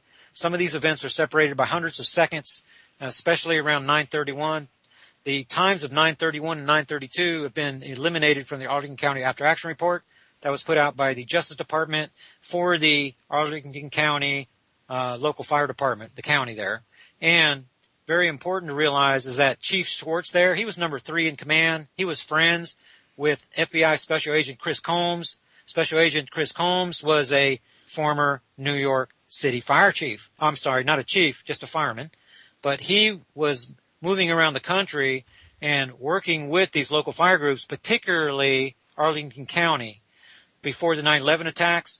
And if you remember, FBI agents, they were sent on their vacations when this happened to California, except for Special Agent Chris Combs. He was on the scene.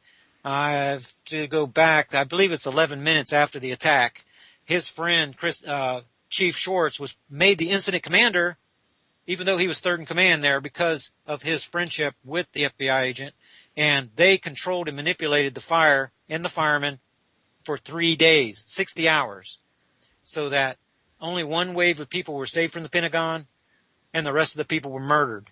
And we have evidence of the explosions from the inside of the demolition that took place beginning at 9:42 all the way around to 10:15:16 exactly. That is the moment that the parapet wall began to fall from the E-ring roof. So the original attack took place at 9:31:39, and about 45 minutes later, the E-ring roof collapsed at 10:15:16. And whenever you do a comparative analysis of all the timelines, what you're going to find, massive discrepancies. The 9/11 Commission report says that Flight 93 crashed at exactly 10:03:11, and that's confirmed by 5 independent sources, including Seismic report of the crash, where they actually felt the boom like an earthquake. Right? If you go to the Arlington County After Action Report, that same event takes place at 10:37, over a half an hour later. The false report was made by Chris Combs and Schwartz at 10:15 in order to manage the firemen. So the firemen were being moved into position and out of position, moved into position and out of position in order to deliberately destroy the evidence of what was going on at the Pentagon. That attack most certainly took place by the Department of Defense with the CIA. Definitely. For example, there were 3 submunition bombings that took place, that exploded inside the Pentagon between the E-ring wall and the C-ring wall. They're 220 feet apart. And the second submunition bomblet blew up inside of the Navy Command strong room. That's where the Navy commanders convened to launch their Navy aircraft from their carriers. They were called by the Lieutenant Governor of New York, and between the 2 attacks that took place at 8:46 and 9:03. So these commanders were convened so that they could go into that strong room, and we're talking about walls of a steel vault. Of a concrete vault, like inside of a bank.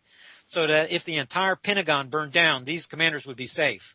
Except for submunition bomblet number 2 pierced the concrete wall and blew up directly in the center of that concrete room, killing the Navy commanders that were about to blow the case on the cover. So the Global Guardian War Games provided the cover, and Dick Cheney ran the operation from the presidential bunker, Donald Rumsfeld from his office, and clearly, when you go through the evidence, then you will see that the story of 19 bearded jihadist radicals carrying out the 9/11 attacks is the most ridiculous thing you ever heard, and that the same people are about to come back into power from the global intelligence community and the military, the global military industrial complex. These are the Halliburtons, Dick Cheneys, Blackwater-type mercenaries that are about to come back in power whenever the Senate is taken over by the Rothschild, Rockefeller contingent of the Republican Party.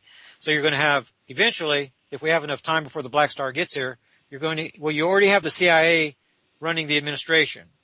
And then you have the Republican Party in control of the House and then the Senate. You're going to have the same components in place for the 9/11 attacks of 2001. So yes, there is an ISIS threat, but Obama is ISIS.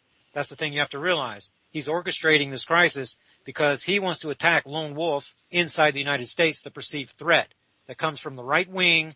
These are the militia-type people, military-type people, survival-type people, the disenfranchised conservatives on the right side, because our media, like Fox News, they are disenfranchising us because they are molding opinion left every single day in all their stories, running false narratives.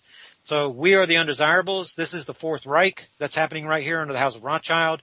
Bush, Obama, Cheney, and these guys are the Fourth Reich people. And just like Hitler, that's being used. And the undesirables are to be thrown into the FEMA camps, just like the Jews were thrown into the concentration camps of Germany. We have the same anti-smoking campaigns. We have the same health-related campaigns of the Nazis. So the Americans are the Nazis, and the right wing is the disenfranchised right that is about to come under attack.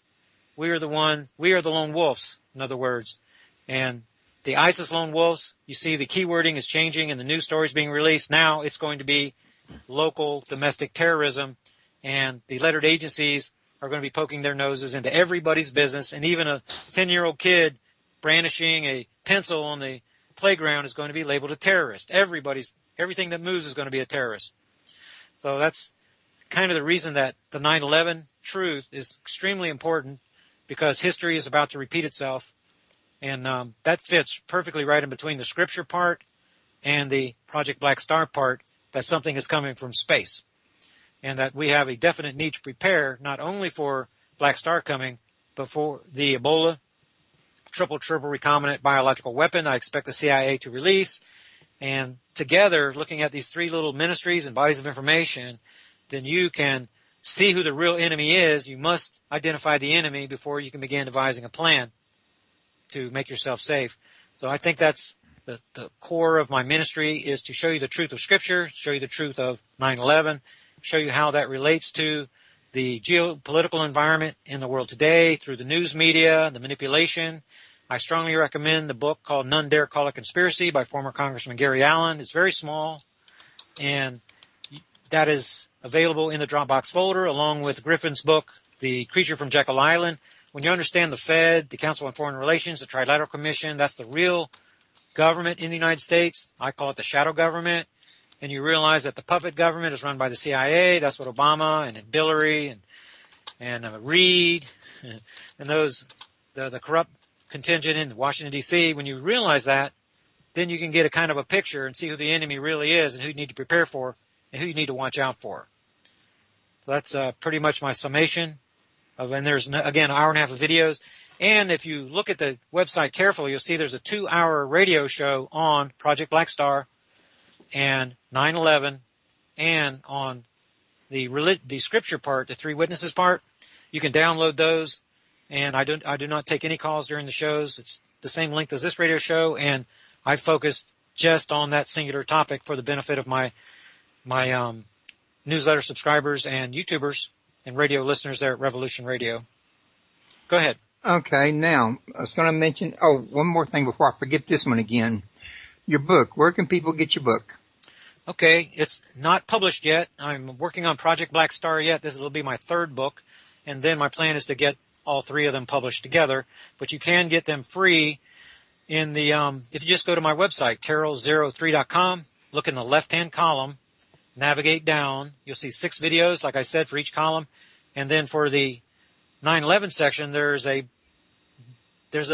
link there to my PDF book. Just download it. It's not even my final copy. It's just one of the rough copies that I hurriedly put up there, but I wanted the information to be available. The information is in there. It's just not real pretty, if you know what I mean. Then kind of the same thing with the Mystery Explained, and you can get that PDF form. All the information is there. It's not the final copy. There's going to be typos and things like that in there, but the information is there, and it's all free. Poor grammar, poor editing. Yeah, well, it's pretty darn good. But I did do 2 copies after that, the double-spaced, the correct format for the publisher and everything. You don't get that copy, but you get something. I want to give you something that's for free, but it's still very, very good, with all the diagrams and charts and activated links. And you can get that with the PDF. I obviously would not be able to do that in a paperback book or, hard Yeah, I was book. about to say, that's one of the plus sides to a PDF format book or a Kindle book is that you got embedded links. That's exactly right. Then you can run. And remember, when you're doing your research, especially with the 9/11 work, remember that many of these links are not going to work because the lettered agencies, they are working 24 hours a day to get this information off of the internet. So you may have to go to archive.org and use the Wayback Machine, plug those links into the Wayback Machine, go back in time because the web crawler will have copies of these web pages that I used in my research, and you can get access to them directly from the archives. And in many cases, you're going to find that to be true. I found that true in running my own investigation. I would run across papers with, in articles that had links that were killed. And they even use web bots inside archive.org to try to keep you from accessing this information. So you have to be diligent and really, really run your own investigation in order to gather all the information. But the information is there for those, and it's free for you. And I want to make sure that's very clear. That's part of my ministry. I'm an internet person, and Jim Mars advised me, you're not going to sell books on the internet. You're just not going to do it. People on the internet, they want everything for free, and that's the way it is. If you really want to make any money out of it, then you're going to publish them to the book readers. So I realize how it is, and that's why I want it to be free for you. And then if you want to donate to my research, you benefit by it, then I'd leave that completely up to you. That's why the donate button's there. And then if you want me to personally, you want to write me personally and interact with me personally, we can have Skype conversations. You can write me every day on the emails. Then that's when you become a newsletter subscriber. There, and you do that right there at terrell03.com. Go ahead. All righty. Well, we got 12 minutes left. Are there any last-minute thoughts you want to share? Let me see. My radio show is on Revolution Radio Wednesdays, every Wednesday from noon till 2 o'clock Eastern Time, and that's Terrell Investigates. Last week I had Michael on, and he's only like the second guest that I've had on in about 3 months. Usually it's just me, and I'm going to give you a Black Star update report of where we are in the timeline. I'm going to give you a little information from the previous newsletter and some of the questions and answers, things like that. Then I'm going to go over to the geopolitical part. It's pretty much about waking you up to the need to prepare and then giving you the resources so you can prepare. The second half of the show, then I will be talking about survival-related, prepper-related. I talk to people about apple cider vinegar and the benefits. Everybody should be using 2 tablespoons of apple cider vinegar in your drinking water, a large glass of water, with your meals every day. 18 health benefits. There's a candida epidemic in the United States. That's fungal overgrowth. If you're waking up with a cloudy head and you just can't quite think straight, you're lethargic, you feel like you want to go back to bed, chances are that you have a candida condition. That means the fungus in your body, part of the death cycle, is activated. 4 stages, and you want to get that under control. And you can do that using apple cider vinegar. It's just so simple. And there's a video that I made if you wanted to really aggressively attack that, and you want to attack the nanobots that are inside your body through chemtrailing. Say I get into more complex topics like that, and you would Google Terrell Black Star. That's my YouTube channel, Terrell Black Star. And then subscribe. Obviously, I want you to be a subscriber. And then you can get my updates. But then go to my YouTube video on the nanofilament, one word, nanofilament replication inhibitor. And you want to get that in your body too. That's my opinion. Always do your own research. Never put anything into your body because somebody on the radio says so. Use the suggestion to do your own research and then see how you might benefit from that if you're suffering from these symptoms. But me personally, it's changed my life. I had Lyme disease. I contracted in the Ozarks, and I did get it. I rid myself of it. It took multi-regimens, the antibiotics. It took MMS, the Miracle Mineral Solution regimen. I had to go through 2 different cycles of that, and I got it finally out of my system. But then I developed a candida condition that was really dragging me down, and without realizing it, what I had done to myself. I went on these treatments with the apple cider vinegar and the nanofilament replication inhibitor, and about 2 months later, a new man. And so I get into survival topics and things like that. Always interested in the second hour to take your calls on my radio show. And then every Thursday from 4 to 6 p.m. Eastern Time, this is when my newsletters come out on Thursday afternoons, and then I go on to Liberation Nation with Deacon John. He's a former member of Terrell's research group, super administrator. He was a member of my radio panel, like Hijacker and Earthplay, others at Revolution Radio. And he allows me to come on and just use the whole first hour. I might talk for the first half hour, just giving you a Black Star Update report. And that is from the brand new newsletter that just was released. The researchers from around the world, they send me the data. Frank from Europe, Wendy from Australia, and NEW, that's his name. He puts together a bunch of articles for me. And then I look at the seismic charts and the magnetic pole migration, the new events of the volcanism, get a good feel on where we are on the Earth orbit cycle. And then at the top of each newsletter, there's a 15-minute update report. That's a YouTube video. And then I share there at Revolution Radio. So those are 2 places that you can find me each week, Wednesdays at noon till 2, Studio A, and then Studio A again with Deacon John, Liberation Nation, 4 to 6 every single Thursday. And that's from now on until something changes. All righty. Well, one thing may or may not change is you probably know that being a listener over at Revolution Radio, my health's not the best, and I can pop up in the hospital at any one given point in time and not have anybody for my show. So, I may just keep you in mind and, pop a holler at you, have my wife pop a holler. Do you have access to a Studio A if something like that goes down? Absolutely. That's what I do for Deacon John every now and then when he's stuck in court. Okay. Well, he gets stuck in court. That's another compelling reason not to be there. A good thing to do is to write, because you have my personal email account that we're not going to give on the air. And you can write me and say, hey, can you fill in for me? Because every morning I get up 8 o'clock or so, and I spend 4 hours just with my emails. My Skype is connected to my email. So if you have a problem like that, let me know, because my Skype is not necessarily going to be running 24/7. But from 8 to 12, it is on, because even on Saturdays and Sundays, I'm answering emails from my newsletter subscribers. So if you'll give me enough advance warning, then I'm happy to come in there and do that for you. Okay, what would you consider enough? Because, I may or may not be able to, depending on exactly when it hits me. Right. All we can do is the best we can. Right. And if you let me know, and because like I said, my Skype is connected to my email, so if you holler at me on Skype, it's going to pop up there on the side. When I see it's from you, then I'll be available for you. Alrighty. Well, I tell you what, we've pretty much taken up the biggest part of 2 hours here. Got maybe 6 minutes left, and I think we've pretty well covered everything, haven't we? Okay. The thing I would talk about a little bit, if you'd let me, is backtracking back to the scripture work. Okay. Okay. This is my claim to fame. More than Project Black Star or writing books or doing thousands of radio shows or anything like that. It's discovering the three witnesses of God's living word in the Bible: spirit, blood, and water. They appear right there in Genesis 1:1. In the beginning, God, He's the spirit, created the heaven, which is the blood, and the earth, which is the water. The God and the heaven and the earth have the same relationship as your spirit, soul, and body. God's the spirit, heaven is the soul, earth is the body. And this is the same relationship as the heavens, the heaven and the earth of Genesis 1:6-8.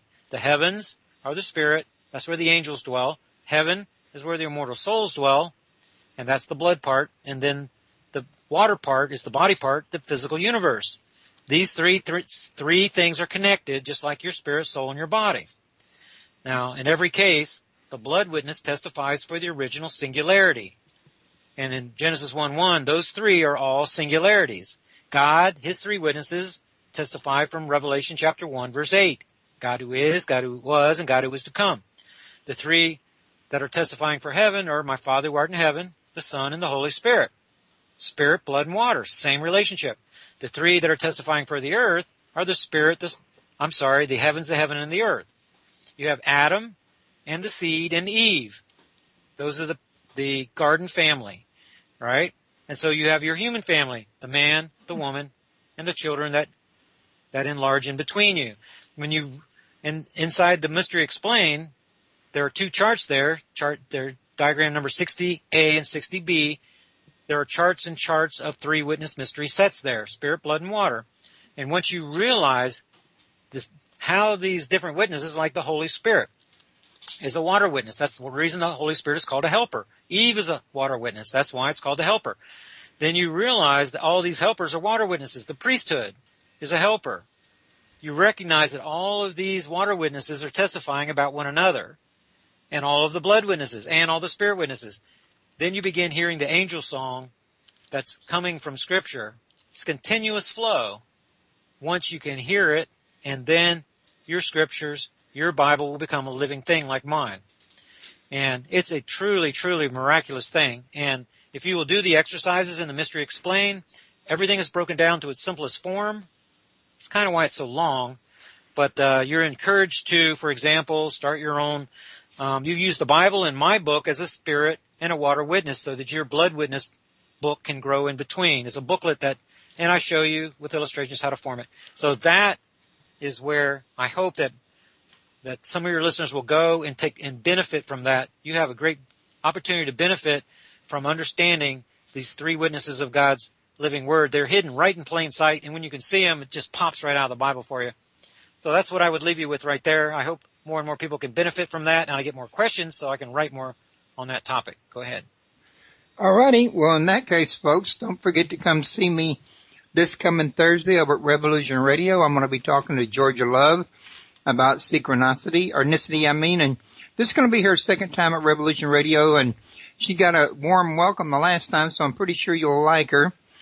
And in the meantime, I won't have another show until the following Thursday, which I'll get posted in my weekly newsletter. So with that, y'all have a good weekend, or actually we're not on the weekend, a good week, and we'll hope to see you later on. Y'all be good.